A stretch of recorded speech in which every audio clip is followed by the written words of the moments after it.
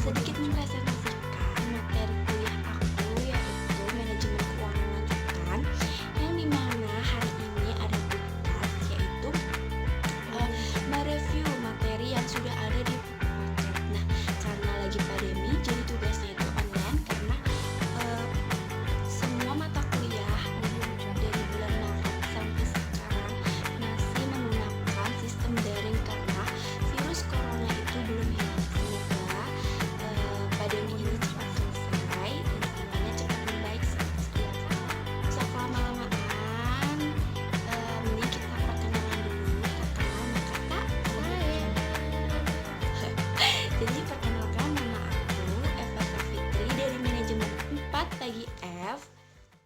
Nggak usah lama-lama perkenalan, langsung aja kita masuk ke materi, yaitu pembahasan mengenai financial leverage.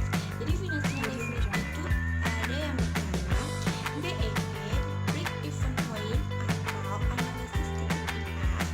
Yang kedua ada DOL atau degree operating leverage. Yang ketiga ada DFL atau degree financial leverage. Yang keempat ada DCL, degree combined leverage. Oke, sebelum kita masuk ke BEP, yang pertama kita singgung dulu ya mengenai financial leverage. Jadi leverage sendiri itu ya secara bahasa berarti pengungkit yang biasanya digunakan untuk mengangkat beban yang berat. Nah, dalam manajemen keuangan, leverage memiliki maksud yang semakna, yaitu penggunaan aset dan sumber dana yang memiliki biaya tetap atau beban tetap dengan tujuan untuk meningkatkan keuntungan perusahaan. Nah, dalam analisis keuangan ada dua konsep leverage, yaitu leverage operasi atau operating leverage. Yang kedua, leverage keuangan atau financial leverage. Leverage operasi atau operating leverage yaitu seberapa besar beban tetap atau fixed cost yang digunakan untuk mendukung operasi perusahaan. Nah, leverage operasi ini timbul akibat perusahaan yang dalam operasinya menggunakan biaya tetap.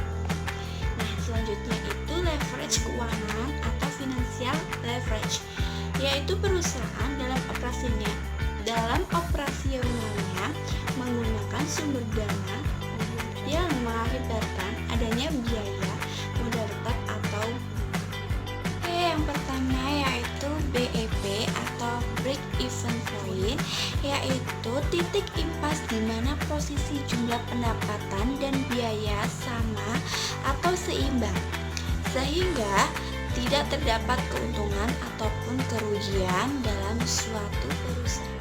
Analisis BEP bermanfaat untuk yang pertama menentukan jumlah produksi atau penjualan yang dapat menutupi seluruh biayanya atau total cost. Dan yang kedua itu menghitung target penjualan yang tidak mencapai tingkat EBITDA. Konsep analisis break even point atau BEP dapat diterapkan apabila biaya produksi dapat dibedakan menurut perilakunya menjadi biaya tetap dan biaya variabel.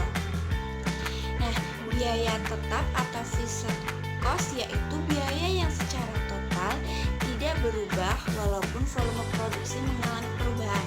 Contohnya, gaji karyawan, biaya administrasi, dan biaya sewa.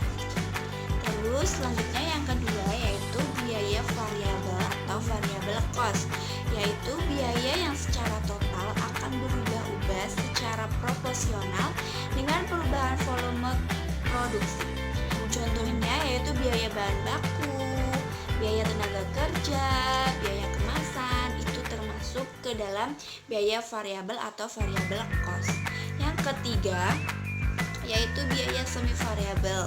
Dalam analisis BEP harus dapat dipisahkan unsur tetap dan unsur variabelnya sehingga menjadi biaya tetap dan biaya variabel. Oke, ini adalah contoh dari perhitungan BEP dalam unit dan BEP dalam rupiah. Dan ini adalah contoh kasus perhitungan dari BEP per unit dan BEP rupiah.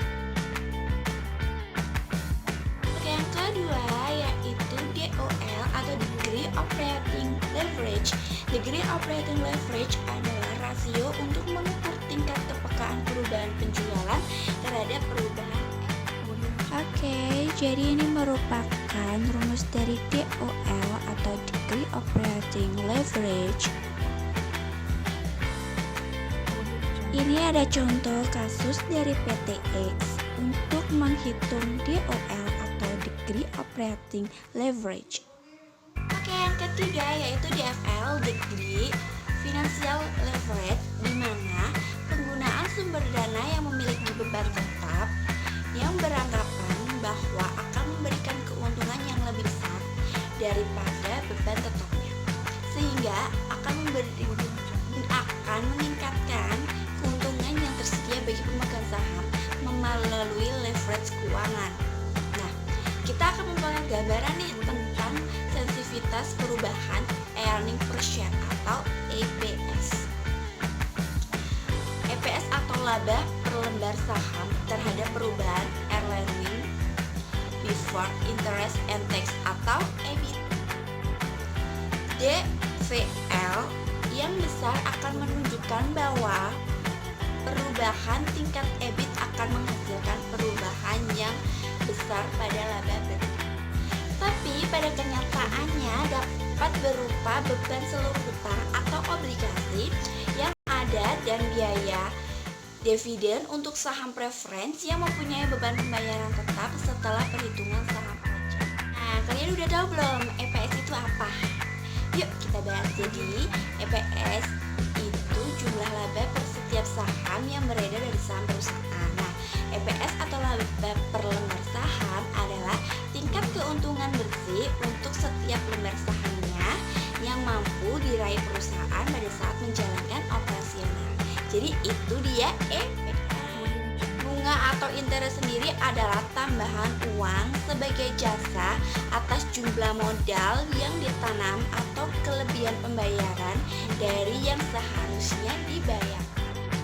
Jadi ini rumus dari DFL, di mana DFL sama dengan EBIT dibagi EBIT dikurangi bunga dalam rupiah. Ini merupakan contoh kasus dari Rumah Sakit Harapan Jaya.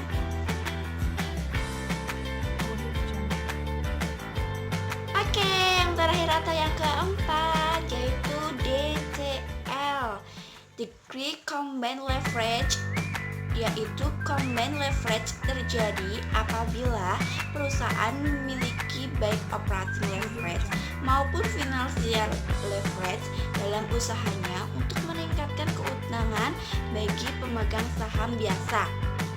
Nah, leverage gabungan adalah pengaruh perubahan penjualan terhadap perubahan laba setelah pajak untuk mengukur secara langsung efek rugi pemegang saham dengan DCL yang didefinisikan sebagai persentase perubahan pendapatan per lembar saham.